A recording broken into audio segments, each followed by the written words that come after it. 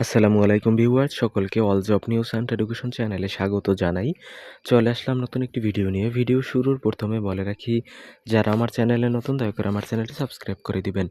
যারা ইতিমধ্যে দিয়েছেন তাদেরকে জানাই অসংখ্য ধন্যবাদ অন্তরের অন্তরস্থল থেকে। আশা করি সকলে ভালো আছেন। চলুন আজকের ভিডিওটি শুরু করা যাক। তো আজকের ভিডিওটি হচ্ছে দেখেন প্রাইমারি শিক্ষক নিয়োগে পোস্টিং সিস্টেম, যেভাবে আপনার নিকটবর্তী স্কুল নেবেন। তো এই পোস্টিং সিস্টেমে সকলেই চাচ্ছে, কিন্তু দেখেন ধরেন আমার উপজেলায় যদি আমার বাসার কাছাকাছি যদি ২টি প্রতিষ্ঠান থাকে বা একটি প্রতিষ্ঠান থাকে, আমি কিন্তু চাইবো যে আমার ওই প্রতিষ্ঠানটিতেই চাকরিটি হোক। তো অনেক ক্ষেত্রে দেখবেন চাকরিটি হয় আবার হয় না। কেন কিভাবে হয় না আমি একটু বলি বা উদাহরণ দিই। যদি ধরেন আপনার বাসার নিকটে একটি স্কুল আছে, ওই স্কুলে একটি সিট ফাঁকা আছে বা একটি শূন্যপদ আছে। তো আপনাদের এলাকায় দেখেন বা আপনাদের গ্রামে যদি ৩ জন ক্যান্ডিডেট থাকে, ৩ জনের চাকরি হয়েছে। ১ জন মহিলা এবং ২ জন পুরুষ ধরেন। তো সেক্ষেত্রে চাকরিটা কে পাবে? সিট তো খালি আছে একটা। তো এক্ষেত্রে দেখেন মহিলার ক্ষেত্রে অগ্রাধিকার দেয়া হয়, পুরুষের চেয়ে মহিলার ক্ষেত্রে বেশি অগ্রাধিকার দেয়া হয়। তো চাকরিটি কিন্তু অবশ্যই মেয়েটি পাবে। তো আবার মনে করেন ধরেন আপনি কিভাবে পেতে পারেন এই চাকরিটি? যে আমি কিন্তু দেখেন টাইটেলে কিন্তু প্রাইমারি শিক্ষক নিয়োগে পোস্টিং সিস্টেম, যেভাবে আপনার নিকটবর্তী স্কুলটি নেবেন। তো আপনারা জেনে থাকবেন যে প্রাইমারি সিস্টেমগুলো হচ্ছে আপনি যখন রিটেন এবং ভাইভাতে টিকবেন, এরপরে আপনার কিছু মেডিকেল পরীক্ষা করাতে হয়, যেমন ডোপ টেস্ট সহ আরও বিভিন্ন ধরনের কিছু টেস্ট করাতে হয় এবং হচ্ছে পুলিশ ভেরিফিকেশন। এই সকল কিছুর ফাঁকে যখন আপনার পুরো তালিকাটি প্রকাশ করা হয়, তখন কিন্তু এই তালিকা প্রকাশ করে জেলা প্রাথমিক শিক্ষা অফিস। তালিকা প্রকাশ করে জেলা প্রাথমিক শিক্ষা অফিস। এখানে স্কুলেরও কোনো হাত নাই বা অন্য কারো কোনো হাত নাই। তো জেলা প্রাথমিক শিক্ষা অফিস এখানে দেখেন, আমি একটা আনঅফিসিয়াল কথা বলে দেই। আমি কিন্তু আজকে দেখাচ্ছি যেভাবে আপনার নিকটবর্তী স্কুলটি নেবেন। এই তালিকা প্রকাশের আগেই আপনাকে কাজটা করতে হবে।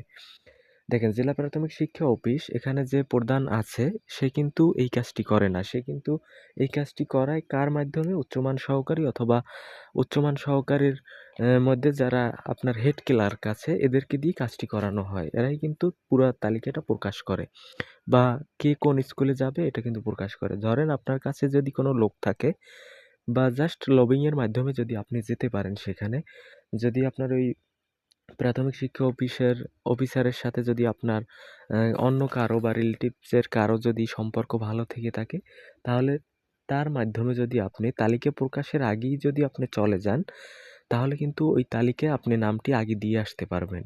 অথবা যদি যারা করে সরাসরি উচ্চমান সহকারী, তাদের কাছেও কিন্তু দিলে তারাও কিন্তু করে দিতে পারবে লবিং এর মাধ্যমে বা কিছু হাদিয়া যদি দেন, তাহলে কিন্তু এটা করা সম্ভব।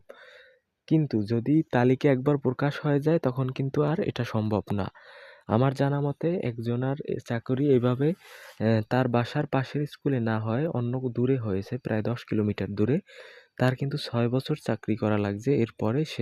এরপরে সে ৬ বছর চাকরির পরে বদলি আবেদন করে, তখন কিন্তু তার নিকটবর্তী স্কুলে আসতে পারছে বা সক্ষম হয়েছে। তো আমি এটা বলার উদ্দেশ্য হচ্ছে, আপনারা অনেকেই নতুন চাকরি নিচ্ছেন, তো সুতরাং এই জিনিসটা আপনাদেরকে বলে দিলাম।